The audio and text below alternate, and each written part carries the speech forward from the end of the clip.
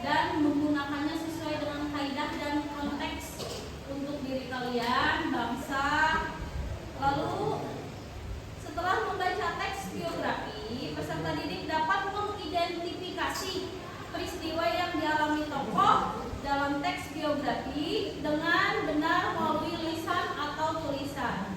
Selanjutnya, setelah membaca teks biografi, peserta didik dapat menemukan pola penyajian cerita ulang atau biografi dengan benar melalui tulisan atau lisan.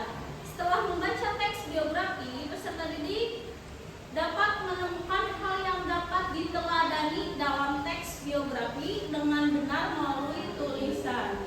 Selanjutnya, peserta didik dapat mengomentari teks cerita ulang yang ditulis teman, baik secara lisan maupun tulisan ya. Jadi secara tidak langsung kalian pun sering membuat biografi ataupun rekon ya. Dimulai dari menulis buku diari, lalu menulis laporan, menceritakan ulang apa yang kalian mimpikan ya. Ada yang masih ingat apa itu teks biografi? Masih ingat? Masih.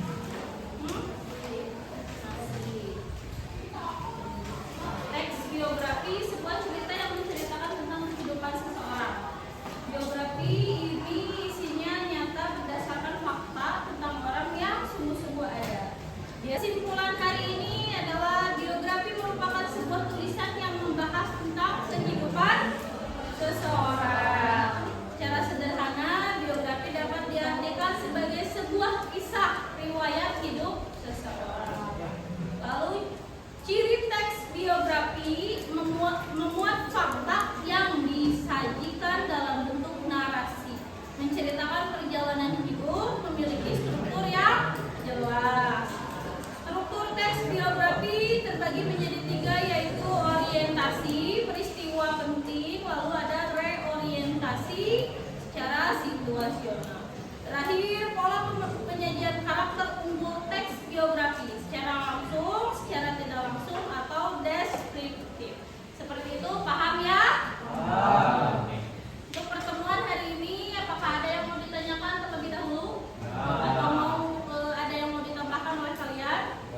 Tidak, sudah cukup jelas ya tentang teks biografi ini. Diharapkan kedepannya kalian bisa atau tahu secara detail ternyata teks biografi seperti itu. Yang dibacakan adalah salah satu teks biografi atau rekon. Rekon itu secara pribadi, fakta atau imajinasi